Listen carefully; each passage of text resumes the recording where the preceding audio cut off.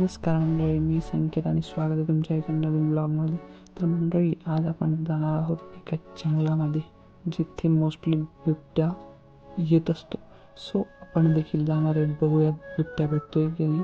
खरं तर ऑफिस आणि रूम करून मी कंटाळून गेलो होतो आणि त्याच्यामुळे मी अर्जुनला सांगितलं होतं की कुठेतरी शांतता जिथे मिळेल अशा ठिकाणी घेऊन चल. सो त्यांनी निवडलं डायरेक्ट जंगल.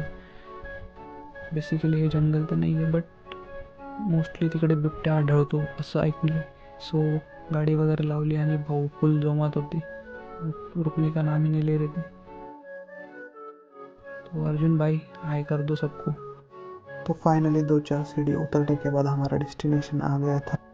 पहिली म्हणून निसर्गाची शांतता तर होती, पण अचानक अर्जुन भाऊंना ती शांतता सहन झाली नाही. मग अर्जुन भाऊ म्हणे, चला भाऊ मी तुम्हाला बिबट्याचा काढू, या मन मांगे या म्हणे. सो उनके पीछे गया. तर मंडळी, घनदाट जंगलात शांततेच्या शोधात आलो आम्ही.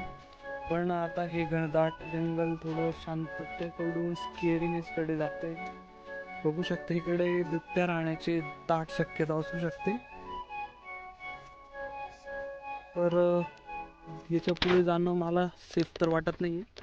वाव, फुलं छान आहेत. हे देखो गाइस, जैसा कुछ तो भी है फुलं. आणि पुढं जाणं जाऊ द्या. आधीच नाशिकचं वातावरण खराब आहे आणि बिबटे कधीही येतात. So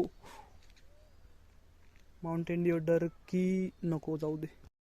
without taking any risk आम्ही निघालो घराच्या दिशेने. आणि जाताना पण ही कसरत करायचीच होती. सो केली आणि निघालो घराकडे. तर मंडळी, ब्लॉग कसा वाटला कमेंटमध्ये नक्की कळवा आणि भेटूया पुढच्या व्हिडिओमध्ये. तोपर्यंत जय श्रीराम.